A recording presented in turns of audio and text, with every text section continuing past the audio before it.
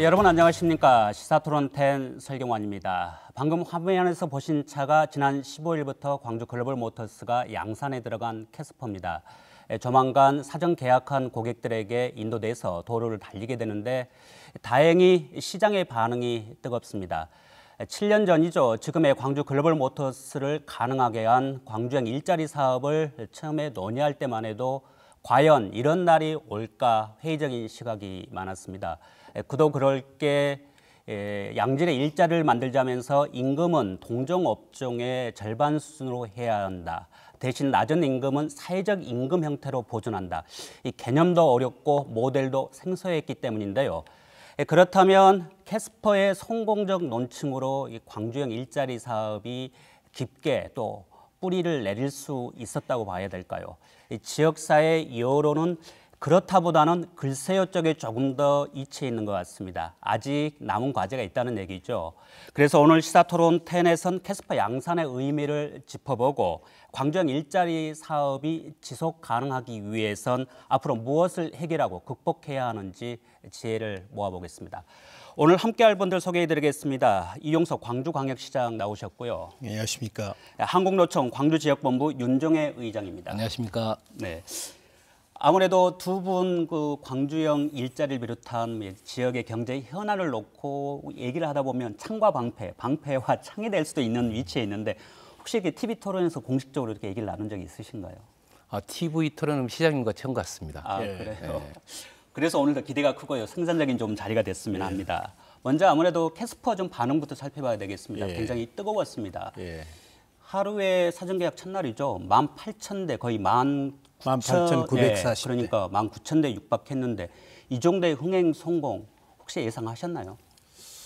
이번 캐스퍼는 기존 경차의 단점을 많이 보완했기 때문에 흥행에 성공할 것이다 이렇게 예측은 했지만 이렇게 뜨거울 줄은 솔직히 예측을 못했습니다.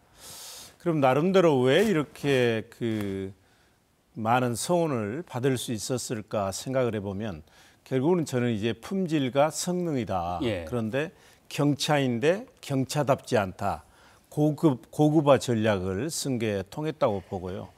그동안 우리가 이제 경차하면 크게 세 가지 문제점을 지적했습니다. 경차는 안전하지 못하다. 디자인이 단순하다.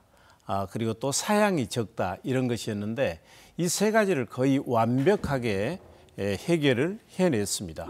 그러니까 매우 단단하게 든든하게 안전성 있게 만들어졌고 안전장치가 다 갖추어져 있고요. 사양도 보면 경차인데도 터보 엔진까지 장착이 됐고 그리고 디자인도 보면 색깔도 5가지고 이게 생애 첫 차로 우리가 얘기하는 엔츄리카로서 매우 적절했다. 더구나 이제 젊은이들이 요즘 이제 코로나19 때문에 모텔이나 이런 데 들어가지 않고 차에서 자는 차박을 하지 않습니까? 근데 이건 경차인데도 앞 좌석이 180도 이렇게 숙여져 가지고 차박까지도 가능한 이런 그리고 또 매우 경제적입니다. 구입할 때 이제 취득세도 없고 고속도로 통행료도 할인되고 이런 것들이 전반적으로 종합적으로 감안되면서 이렇게 뜨거운 흥행에 성공하지 않았나 그렇게 생각이 듭니다. 뭐 성능도 좋았고 또 요즘에 트렌드에도 맞아 떨어지고 여러 가지가 이제 뭐 시너지 효과를 발휘했다는 건데 이 시장 말씀 들어보면 거의 캐스퍼의 홍보맨이 되신 것 같아요. 그만큼 간절하다는 말씀이신 것 같은데 노동계도 이번에 좀 감회가 남다르지 않습니까? 이 캐스퍼 양산되기까지 꽤 오랫동안 논의해서 많은 고민을 좀 하셔서 더 그럴 것 같은데 감이 어떻습니까? 네, 기분 좋은 일입니다. 노동계가 광주형 일자리에 참여한 지 7년 만에 그리고 국내에서 23년 만에 완성차 공장이 준공되었잖아요. 그 공장에서 처음으로 차가 출시됐다는 게 그동안 광주형 일자리를 같이 추진하면서 여러 가지 고민도 했었고 걱정도 많이 했지만은 아마 그런 부분이 주마등처럼 좀 떠올리고 있습니다. 노동계가 광주형 일자리에 참여하는 원인은 직접적인 이유는 지역의 청년들이 미래를 걱정하지 않고 살아갈 수 있도록 광주형 일자리를 꼭 성공시켜야 한다는 그런 절박감에서 참여하게 됐던 거죠. 그런데 참여하고 나서 딱 보니까 오늘 다르고 내일 다르고 항시 냉탕, 온탕을 매우 자주 갔다는 소리죠. 그래서 이제 여러 가지 원인도 있겠지만은 가장 큰 원인은 노동계를 협상의 창구에서 배제시켰다는 게 가장 큰 원인이었습니다. 오늘 참여하신 우리 시장님께서 아마 그런 지시는 하지 않으셨을 겁니다. 그런데 협상에 참여하는 실무 토론자들이 노동계를 비웃기라듯이 그냥 오락가락 행적을 계속하다 보니까 협상에 참여하고 있는 저도 내부에서 어마어마한 비판을 받았기 때문에 참으로 힘들었습니다. 예. 또한 시민들도 마찬가지죠. 노동계가 지역에 좋은 일자리를 만들자고 하는데 왜 노동계가 협력을 하지 않느냐, 협조를 하지 않느냐. 뭐 그런 일부 주민들은 노총 사무실에 하루 종일 전화를 해가지고 악담을 퍼붓고 그다음에 그러다 보니까 노동계가 협력 안 하는 것처럼 보여서 서운한 시민들도 많이 발생했습니다. 네. 뭐 꼭 그렇지만 않습니다. 알고 보면 노동계가 협력을 안 한 게 아니고 협력할 수 있게 상황을 알려주지 않았던 겁니다. 네. 그러니까 뭐 협력을 하고 싶어도 무엇을 협력해야 될지 모르겠고 이들 노동계는 그냥 따라만 알아 그리고 동원만 해주라 그런 의미였다는 소리죠. 근데 다행스럽게 우리 앞에 계시는 시장께서 상황을 판단하셔서 노동계하고 소통을 자주 해야 되겠다. 그리고 꽉 막힌 것을 뚫어주기 때문에 가능했답니다. 그리고 노동계가 어려울 때마다 항시 지지와 성원을 보내주신 강주 시민 여러분께도 오늘 이 자리를 통해서 네. 감사 인사드립니다. 고맙습니다. 예, 뭐 윤 의장이 처음부터 이렇게 작심 발언을 하신 거 보니까 그동안 뭐 쌓인 것도 많으셨고 또 오해를 좀 풀고 싶은 그런 마음도 있으신 것 같은데 아무래도 제가 한 가지만 좀 덧붙이고 싶은 게 실은 이번에 이제 가장 어려웠던 게 노사 상생, 노사 합의 아니겠습니까? 그렇죠. 예. 근데 현실적으로 대한민국에서 노와 사는 전혀 다른 이해관계를 가지고 있기 때문에 그 상생의 해법을 찾아내기가 매우 힘들었습니다. 그러니까 이제 우리 옛말에 그런 얘기 있지 않습니까? 사랑을 따르자니 부모가 울고 부모를 따르자니 사랑이 울고 예. 그래서 우리 강주시가 어느 한쪽에만 약간 치우쳤다고 생각이 되면 이게 협상이 안 되는 것이거든요. 그럼에도 불구하고 미래를 보고 우리 윤정혜 의장님께서 결단해 주셔서 너무나 감사하시고요. 아마 노동계 내부에서도 때로는 많은 비난을 받아야 했을 것입니다. 그리고 뭐 우리가 흔히 흔들리지 않고 피는 꽃이 어디 있으랴 그런 말씀들을 하는데 윤정혜 의장님도 그러니까 가끔 힘들었죠. 제가 그럴 때 이제 이런 말씀을 많이 드렸어요. 의장님, 이거는 역사에 남는 일입니다. 우리가 여기서 성공하면 우리 아이들의 교과서에 나올 일을 하고 있습니다. 만약 강주에서마저도 노사 상생의 일자리를 만들지 못하면 한국 경제는 미래가 없습니다. 우리 독립운동하는 마음으로 이 문제를 해결하십시다. 그런 얘기를 여러 차례 드렸고요. 또 미래를 보시고 큰 결단을 해 주신 거죠. 네. 오늘 뭐 두 분이 뭐 그동안 못 다룬 얘기가 많아서 그런가 덕담부터 시작을 했는데요. 이제 이번에 아무래도 캐스퍼 흥행에 있어서 빼놓을 수 없는 게 문재인 대통령이 이 사전 계약 첫날 그것도 오전에 구입을 한 거 아니겠습니까? 예. 이게 온라인으로 구입한 건데 예. 본인이 직접 하셨어요, 집무실에서. 예. 이게 언론에 신속히 보도가 되면서 아무래도 흥행에 많이 도움이 되지 않았을까 싶은데 어떻습니까? 혹시 사전에 알고 계셨어요? 예, 저는 흥행에 크게 도움이 됐다고 생각을 하고요. 그것뿐만 아니라 강규영 일자리 사업은 문재인 대통령의 애정과 관심이 없었다면 성공하기 어려웠습니다. 왜 그러냐면 제가 이제 그 문재인 대통령 선거 캠프에 비상경제 대책 단장으로 있을 때부터 이제 공약으로 넣었고 대통령이 되시고 나서는 제가 일자리위원회 부위원장을 했는데 100대 국정과제에 포함을 시켰고 또 2019년 1월 31일 날 협약 체결할 때 대통령께서 직접 참석했지 않습니까? 그리고 준공식 할 때도 직접 참석을 하고 이거는 대단한 관심이거든요. 그렇기 때문에 중앙부처가 적극적으로 지원을 해줬고 그런데 이제 그동안 저는 이 차가 나오면 시장이 1호차를 사겠다 그런 얘기를 계속했습니다. 네. 그런데 이 차가 갖는 상징성을 감안할 때 제가 사는 것보다는 문재인 대통령이 사시는 게 판매에도 도움이 되고 역사적으로도 의미가 있겠더라고요. 그래서 네. 제가 청와대에 정식으로 건의를 했죠. 대통령께서 1호차를 사주시면 좋겠다 이렇게 건의를 했는데 실은 1호차의 의미가 없어져 버렸습니다. 왜 그러냐면 이 차는 이제 그냥 온라인으로 그렇죠. 판매하고 예. 저는 이제 그게 무등의 정신에도 맞다고 봤어요. 누구라도 네. 먼저 들어오고 손 빠른 사람이 가장 먼저 살 수 있는 거. 그리고 대통령께서도 1호차보다는 그냥 이렇게 정식 절차를 밟아서 사겠다 해가지고 사시는 것은 알고 있었지만 당일날 오전에 그렇게 빨리 사실 줄은 잘 몰랐고요. 그것도 저는 판매 촉진에 예약 촉진에 도움이 됐다고 생각을 합니다. 네.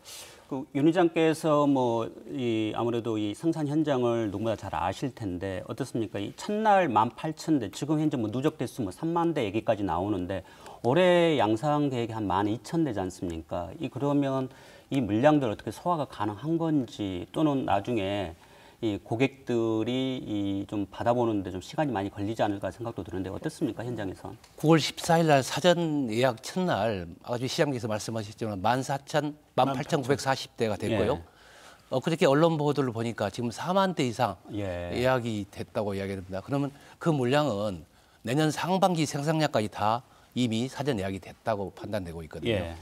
그래서 아마 지금 예약하셔도 내년 상반기, 잘하면 상반기, 아니면 하반기까지 늘어질 가능성이 있습니다. 예. 그래서 금년에는 이제 3개월밖에 사실상 안 남았지 않습니까? 그래서 12,000대 생산을 목표로 하고 있고요. 그런데 그보다 훨씬 예약량이 초과됐기 때문에 지금 예약하시면 내년 상반기 중에 이제 받아보실 텐데, 이제 GGM 우리 박강태 대표의 말씀을 빌리자면 아무리 예약이 많이 밀려 있다 하더라도 무리하게 작업하거나 속도를 내지 않겠다. 네. 가장 중요한 게 시장에서 품질과 성능을 인정받는 것이 중요하기 때문에 네. 정해진 스케줄에 따라서 이제 할 거고요. 지금은 일교대로 일을 하고 있습니다. 네. 그래서 지금은 직원들이 한 540명 정도 채용이 됐는데, 그렇죠. 예. 어찌됐든 이제 물량이 많이 밀려오기 때문에 앞으로 2교대, 3교대로 갈 거거든요. 그래서 연말 안에 한 400명 정도 직원들을 더 추가로 채용을 할 것입니다. 네. 예. 방금 시장의 말씀을 들어보면 400명 이상 또 추가 이제 채용 계획도 있는데, 여기서 가장 중요한 게 현재 생산 현장에서 근로를 하고 있는 분들, 이 일자리 양질로 보고 있는지 아니겠습니까? 어떻습니까? 현장에서 어떤 목소리가 나오고 있나요? 현장에서는 여러 가지 목소리가 나오고 있지만은 지금은 신입사원들이 입장이고 아직은 기술을 습득해야 될 입장이기 때문에 아마 굉장히 조심스러운 반응을 하고 있는 것 같습니다. 조금 지나면 아마 그런 여러 가지 목소리가 나올 듯합니다. 네. 이번에 그 금년 초에 이제 기술직을 1차로 모집하는데 몇 명을 모집했냐면 186명을 모집했습니다. 그때 몇 명이나 지원했겠습니까? 꽤 경쟁률이 높은 걸로 알고 있습니다. 12,600명이 지원을 했습니다. 그러니까 186명이 합격하고 12,400명이 떨어지는 거예요. 네. 그 얘기는 두 가지죠. 우리 그 젊은이들이 괜찮은 일자리로 보고 있다는 것이고요. 두 번째는 저는 서글픈 높은 경쟁률이다. 얼마나 우리 지역에 일자리가 부족하면 우리 젊은이들이 이렇게 연봉 3,500만 원, 지역에서 낮은 것은 아닙니다. 지원했을까. 그래서 시장으로서 젊은이들 일자리 창출에 더욱 노력해야 되겠다. 그런 다짐도 했습니다만, 그러나 아주 안정성 있는 괜찮은 질 좋은 일자리인 것은 저는 분명하다고 생각을 합니다. 네, 말씀하신 대로 이제 양질의 일자리로 말씀하셨는데, 저희들이 강정의 일자리를 논의 시작할 때도 가장 핵심은 양질의 일자리를 만든다는 거 아니겠습니까? 그렇습니다. 앞으로도 이제 그 부분은 또 노동계에서도 계속해서 지켜보실 것 같은데, 이번에 판매 방식을 보면은 이게 온라인 방식입니다. 이게 온라인으로 판매를 했잖아요. 이게 굉장히 처음인 것 같은데, 이거에 대해서 기존에 도입할 때 특별히 문제가 없었는지, 앞으로도 계속 이런 방식이 좀 고수가 될 수 있는 건지, 어떻습니까? 노동계는 어떻게 보세요?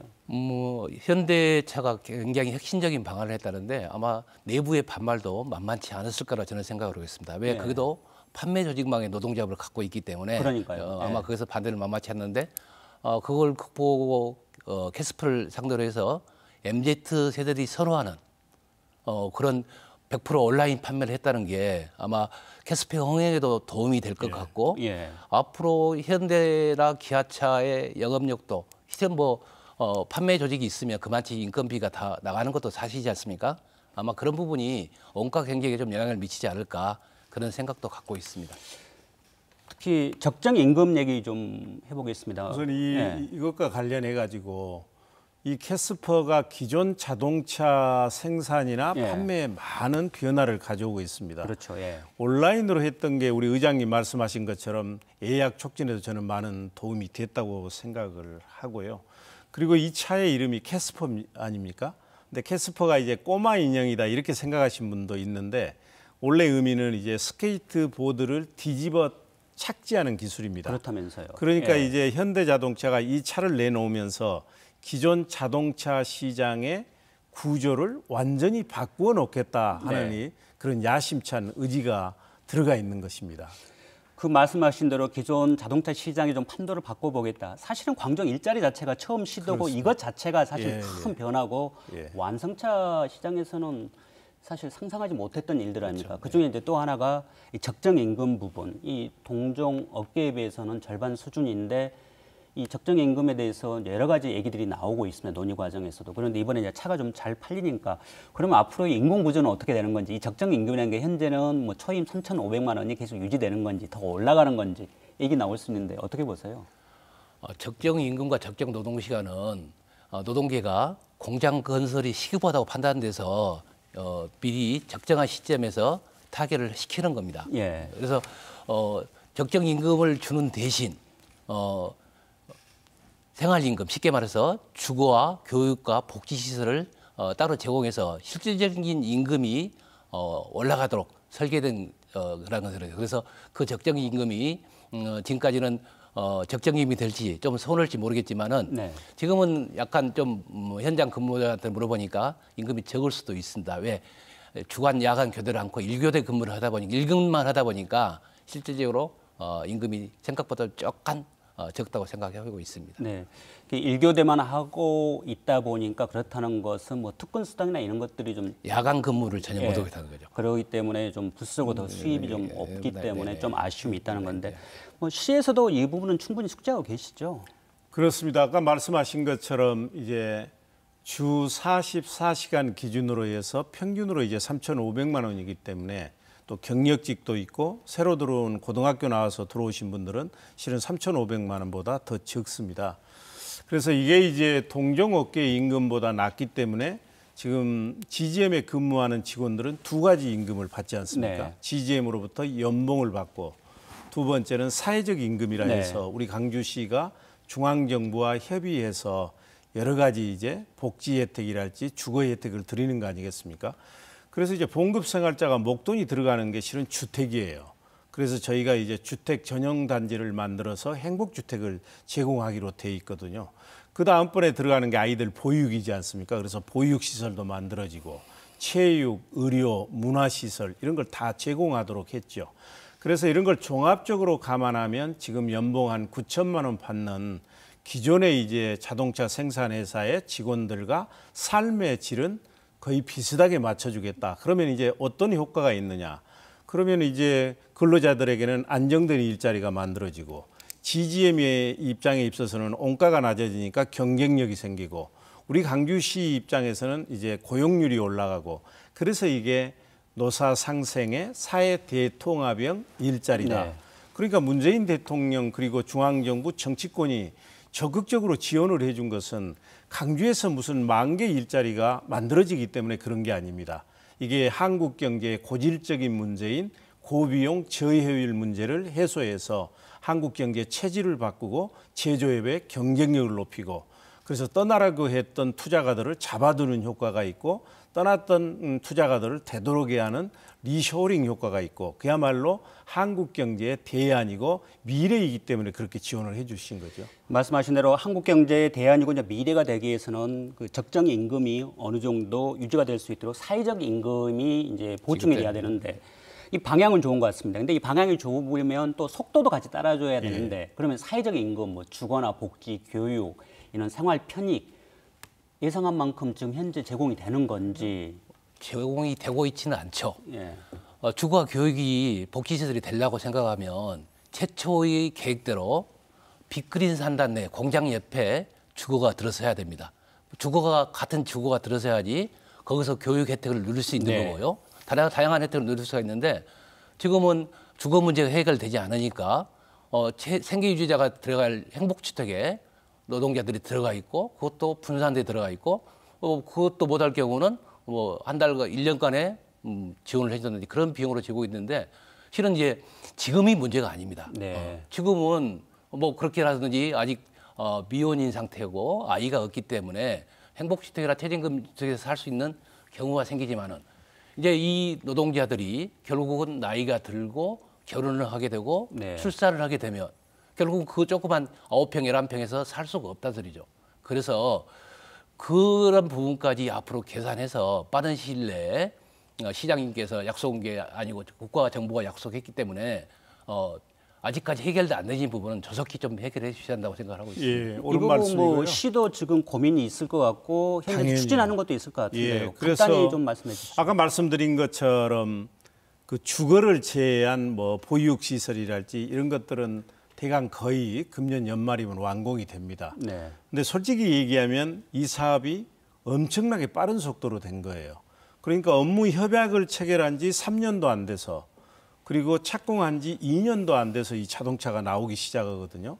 근데 이제 잘 아시는 것처럼 LH가 주관이 돼서 주거단지를 만들어서 행복주택을 만들려면 상당히 오랜 시간이 걸립니다. 네. 지금 계획으로는 2029년까지 나오도록 됐거든요. 네. 그건 너무 멀잖아요. 그래서 그렇죠. 이걸 당기려고 하고 있고요. 그리고 우리 의장님 말씀하신 것처럼 그런 소형 평수만으로는 안 되기 때문에 가족이 있는 분들 단독주택 이렇게 차별화해서 맞춤형 이제 주거를 제공하려고 그러고요. 예. 그러면 그때까지는 어떻게 할 것이냐. 지금은 이제 본인들이 원하는 곳에서 임대주택을 얻도록 했습니다. 그래가지고 저희가 1년에 197만 원 임대료를 지원해 주고 있고요. 이 부분도 속도를 내서 당초에 약속했던 대로 지켜갈 것입니다. 저희들이 뭐 적정 임금 또 사회적 임금 좀 얘기를 했는데 여기서 또 노사민정이 또 중요한 그 주체가 또 시민사회단체 아니겠습니까? 예. 시민사회단체는 이번 캐스퍼 양상 그리고 앞으로 글로벌 모터스나 광주형 일자리에 대해서 어떤 생각을 갖고 있는지 잠시 좀 들어보시죠.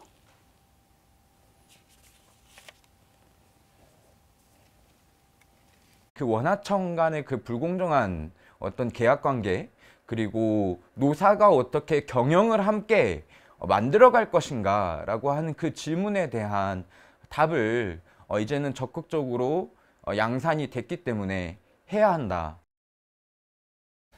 지금 시민사회단체 얘기를 들어보면 광주형 일자리 4대 원칙 중에서 뭐 적정 임금이나 적정 뭐 근로 시간은 어느 정도 좀 예정대로 진행이 되는데 그에 비해서 이 원하청 관계의 개선이나 노사 책임 경영 부분은 상대적으로 미비한 거 아니냐 좀 이런 지적인 것 같아요. 혹시 좀 이거에 좀 동의하시는지 안 그러면 뭔가 좀 다른 또 설명을 좀 하고 싶으신지요? 뭐 적정 임금과 적정 노동 시간은 아까 말씀드리다시피 공장 건설이 시급해서 네. 적정한 지점에서 타협을 했던 거고요.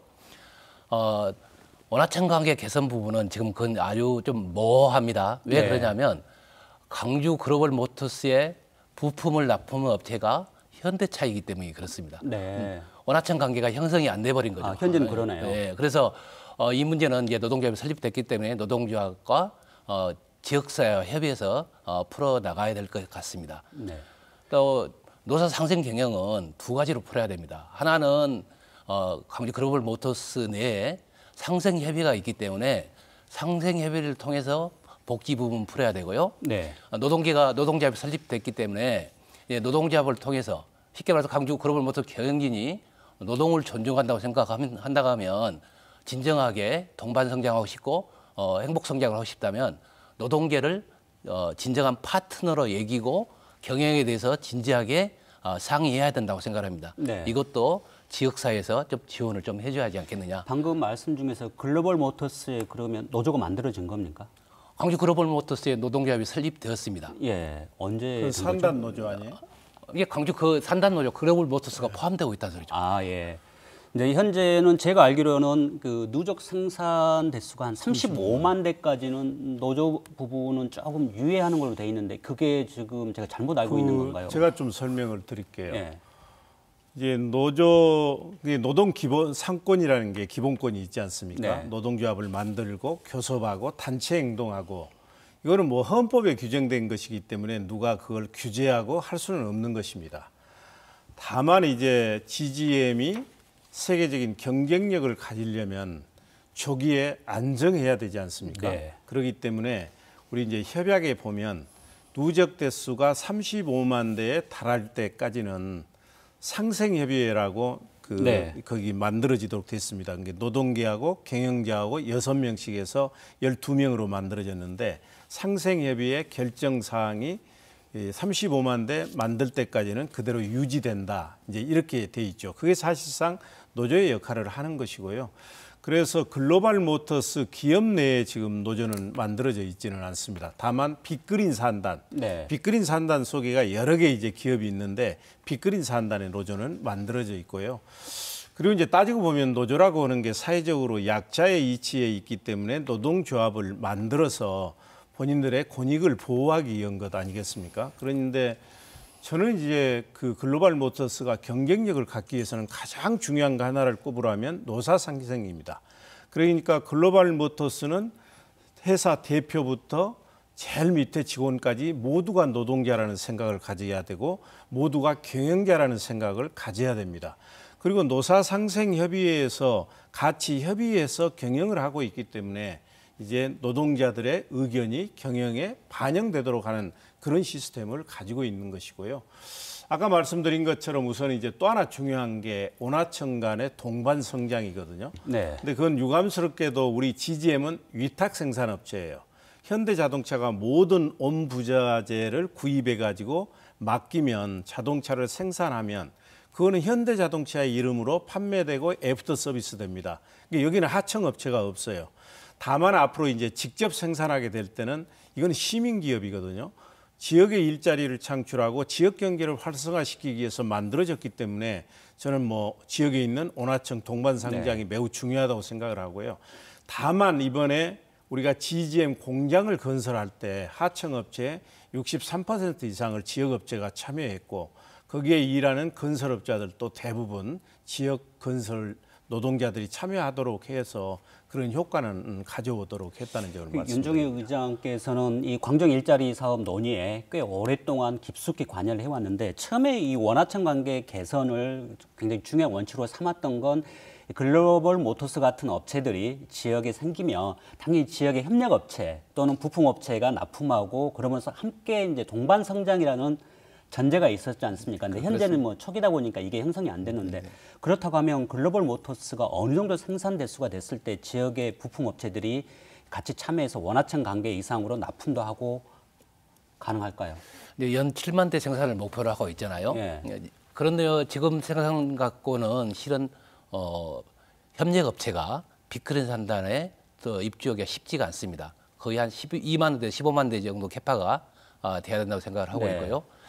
그 정도 되면 협력업체가 될 건데 노동계가 이야기했던 노사 동반 성장, 원하청 관계 개선 부분은 아까 시장님께서 말씀하셨는데 우리가 약속대로 빅그린 산단에 노동조합을 만들었습니다. 그러면 당연히 빅그린 산단에 입주한 광주 글로벌 모터스도 그 노동조합에 포함되는 겁니다. 네. 그래서 광주 글로벌 모터스의 노동조합이 만들어졌다고 말씀드렸던 거고요. 예. 이제 그런 부분에서 만들어졌는데 왜 지금 활동을 않고 있냐? 지금 양산 초기 단계라서 노동조합이 그런 부분을 양보해서 양산이 시작되고 나면 노동자를 대변하는 진정한 노동조합으로 나설 것이라는 소리죠. 네. 현재는 노사상생협의회에서 그 역할을 좀 하고 있지 않습니까? 어떻습니까? 노사상생협의회는 그럼 예상한 대로 좀 운영이 되고 있는지 노동계 생각부터 좀 듣고 싶습니다. 상생위원회가 운영됐었지만은 그 뒤에 상생협의회가 발족되면서 상생위원회가 철수를 했습니다. 예. 지금 상생협의라는 것은 노사협의회를 대신하는 겁니다. 네. 그다음에 단체협약은 노동조합이 주체가 돼야 하는 겁니다. 그래야지 해결되기 때문에 그렇습니다. 이건 법에 보장된 거기 때문이고 광주 글로벌 모터스 경영진들이 노동조합을 존중하고 파트너로 생각한다면 이 부분은 지켜나가야 된다고 생각하고 있습니다. 앞으로 노사 상생의 일자리이기 때문에 이 노사 상생 문제는 끊임없이 앞으로도 머리를 맞대야 될 부분인데 오늘 얘기하기에는 너무 이제 저희들 시간이 촉박하기 때문에 저희들이 성공 조건 몇 가지를 더 따져보겠습니다. 여기서 이 시민 사회단체 쪽에서도 여러 가지 생각을 갖고 있는데 그 중에 하나가 이 사장 선임 문제 얘기가 좀 나오고 있습니다. 아무래도 박광태 전 지금 현 대표죠. 이분의 임기는 이미 끝났는데 후임자가 결정이 안 돼서 계속 지금 이제 현직을 유지하고 있는데 여기서 먼저 시민 사회단체는 이 사장 선임에 대해 어떻게 생각하고 있는지 한번 들어보겠습니다.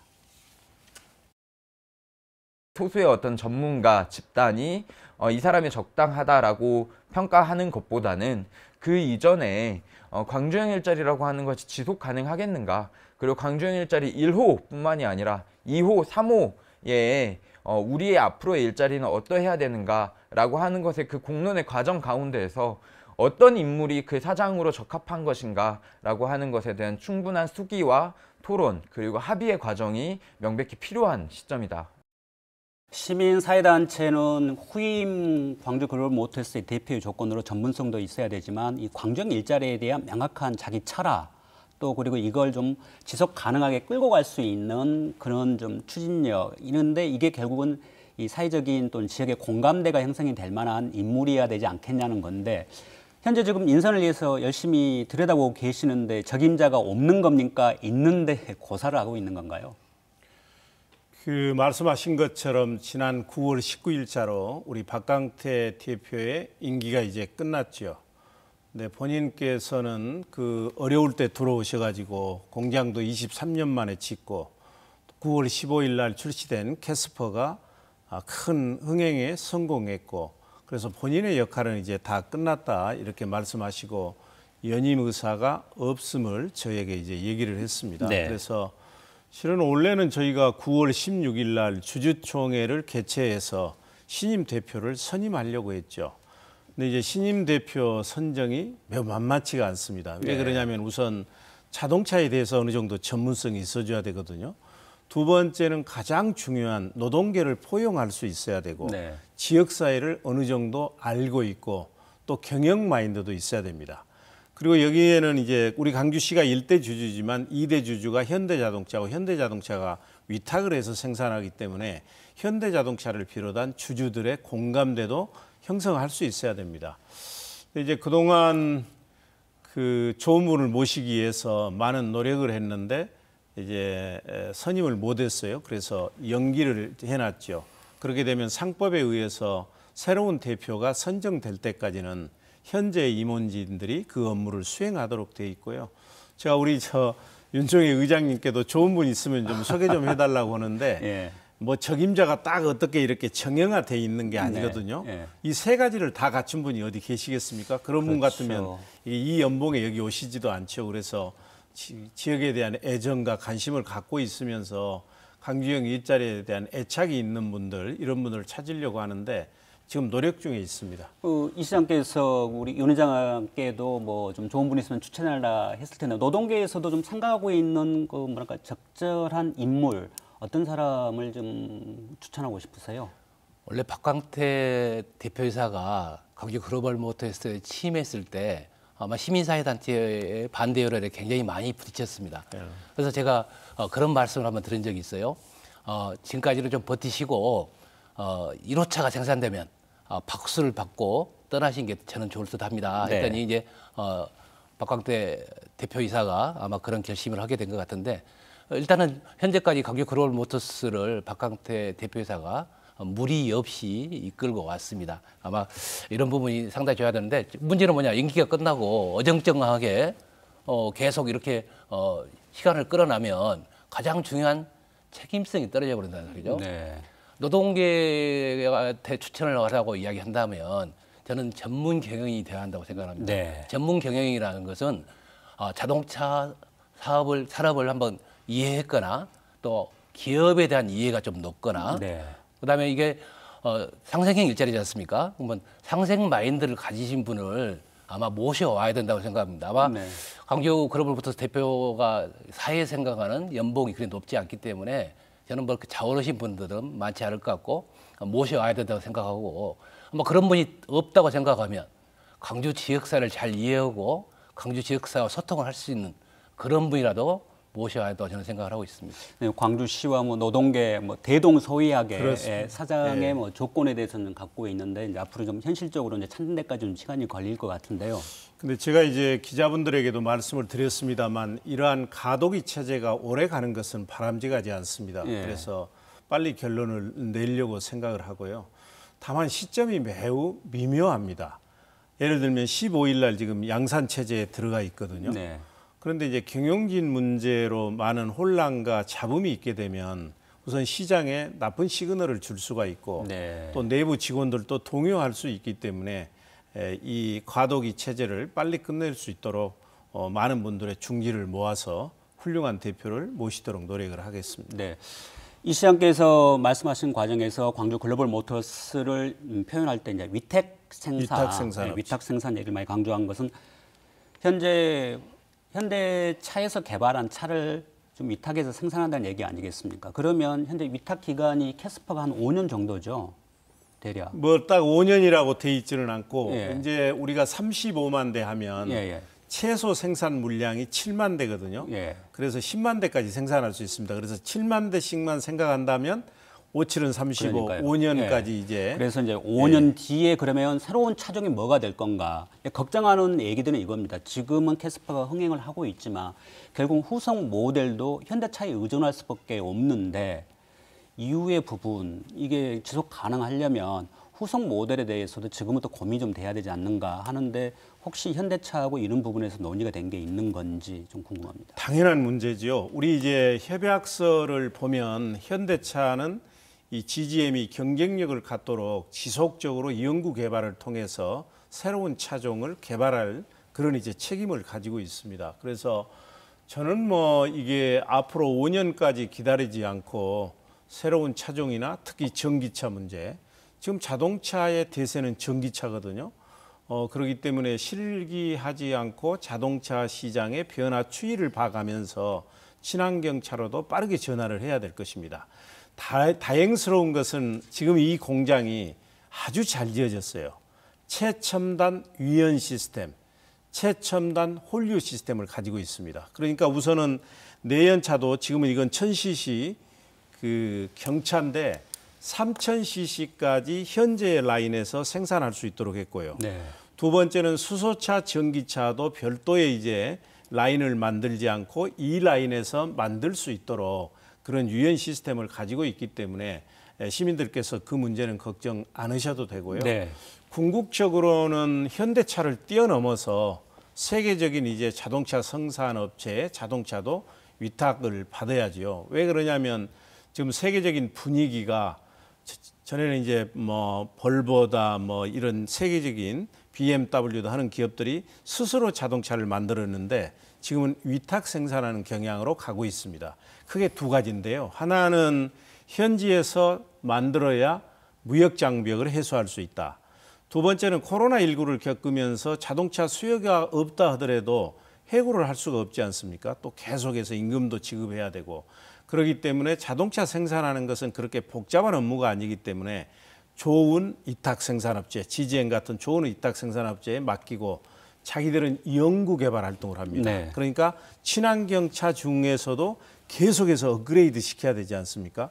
이런 방향으로 나가고 있기 때문에 우리가 이번에 대박을 한 것처럼 계속해서 좋은 차를 만들게 되면 미래 수요는 크게 확충될 것이다.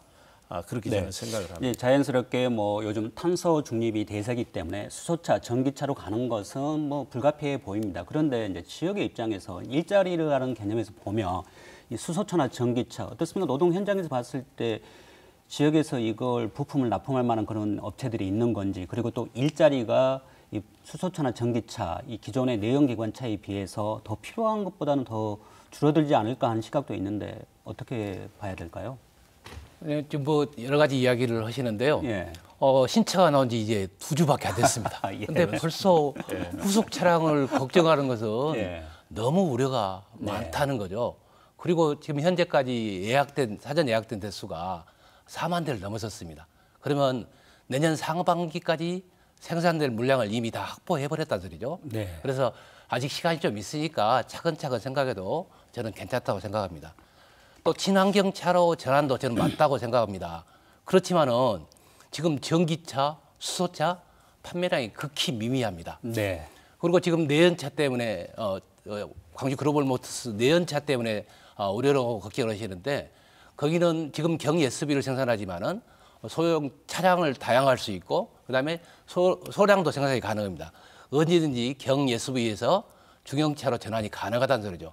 또 우려가 컸던 내연차 때문에 그러는데 내연차에서 수소차나 전기차로 전환이 언제든지 가능하게 설비가 구축돼 있어서 너무 걱정하실 필요는 없다고 생각하고 있습니다. 네, 걱정할 필요 없다. 그런데 또 중장기적인 예. 또 과제이기 때문에 또 예, 시에서는 예. 좀 고민을 안 할 수는 없을 것 같고요. 제가 아까 말씀드린 것처럼 이제 차종을 바꾼다, 전기차로 간다 하면 오늘 생각하면 바로 내년에 할 수 있는 게 아니고 예. 여기도 장기적인 연구 개발과 차종 개발이 필요하기 때문에 이제 그 한편에서는 좋은 차를 계속해서 만들고 다른 한편에서는 이 문제에도 예. 당연히 신경을 써야 된다는 점이고요. 투트랙으로 가겠다. 뭐 예. 그런 취지로 읽힙니다. 그리고 이제 많은 예. 분들이 왜 그러면 GGM은 처음부터 친환경 차를 생산하지 내연차를 생산하느냐 이렇게 묻는 분들이 계십니다. 네, 그런 지적도 근데 있죠. 작년에 우리나라에 등록된 새로운 자동차가 190만 대입니다. 네. 근데 그중에 전기차하고 수소차는 2%도 안 됩니다.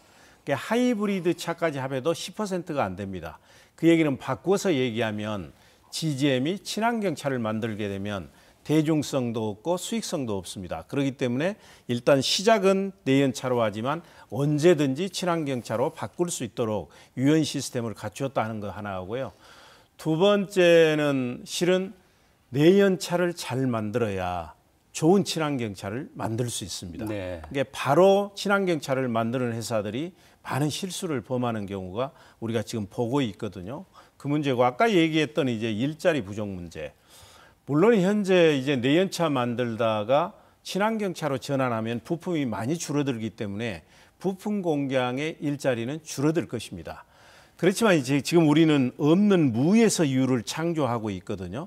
근데 그러니까 캐스퍼나 GGM이 세계적 기업, 세계적인 자동차로 인정을 받게 되면 새로운 업무, 일, 수요가 늘어나기 때문에 일자리는 계속 확대될 수 있고 또 하나 더욱 중요한 것은 GGM이 지금 직접 일자리는 1000개, 간접 일자리까지 하면 10,000개가 넘지 않습니까?